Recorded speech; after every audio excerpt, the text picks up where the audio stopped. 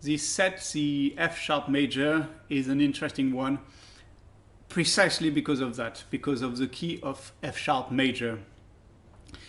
Apart from the two preludes from the two Prelude and Fugues from the Well Tempered, Book 1 and Book 2, I cannot, and I may be wrong, but I cannot recall another work by Bach in F sharp major. There are reasons for it, of course. In the old tuning system, F sharp major was practically impracticable as a key. It had too much problems of tuning. In fact, we do know that this prelude was initially written in F major, so one semitone down, and Bach raised it to be able to use it in that set and put in that key. The interesting thing, though, is that for us musicians, and I think I can speak for the entire profession in some ways, the key symbolizes something quite special. And that's true also for composers, because a lot of the pieces which are written in F sharp major have a special quality which I will try to describe.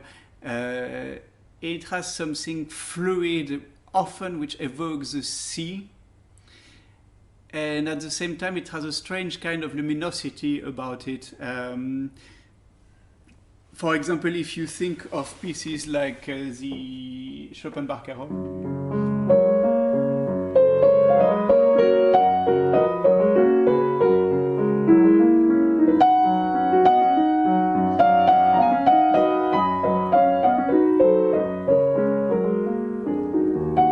that is a typical F sharp major quality. Or you could take a Liszt, Les Jeux d'eau à Villa d'Est, for example.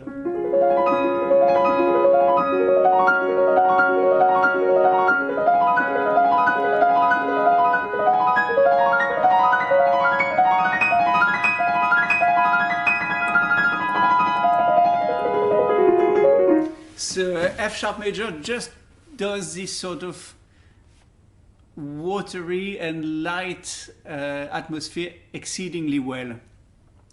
So when I play this Prelude and Fugue, I am subconsciously influenced by this.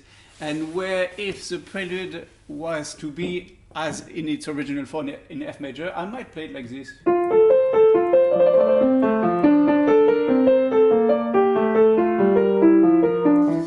But because of the key, I'm drawn to try to get a color and atmosphere which is very much like some paintings of Fra Angelico, a quality, a purity and a transparency about it.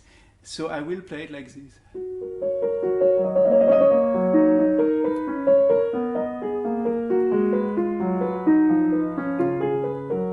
So in a sense, in a more delicate, almost fragile way.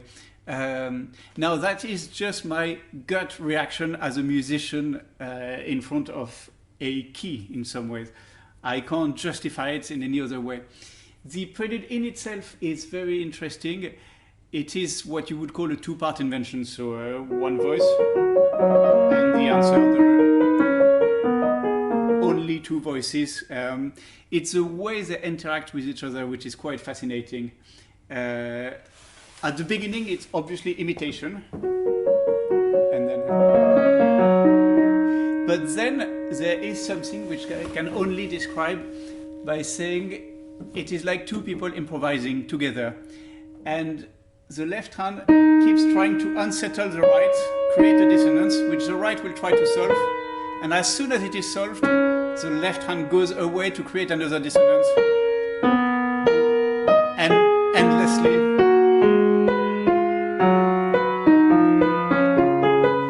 It's the right hand which takes over and gets its own back by creating a dissonance, which then it's the left which is trying to catch up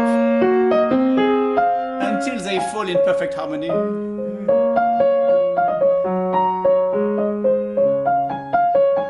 And the prelude goes like this, by those moments where it keeps getting out of step, and then this moment of reconciliation of the two voices. So listen carefully to it, it's absolutely fascinating. I will also point out one more feature. Right at the end, the whole prelude is in the medium-high register, at the end of it, there is a moment where it plunges into the depths with a darker harmony. And just look at the way it emerges into the light. It's exactly like getting out of a cave. As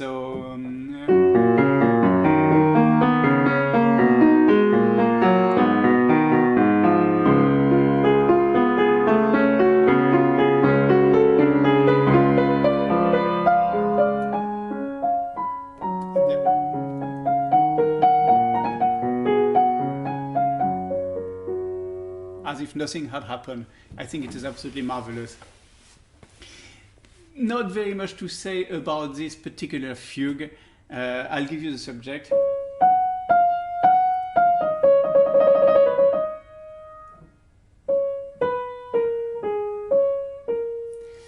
And it has one feature that I personally like very much, is this sequence in repeated note.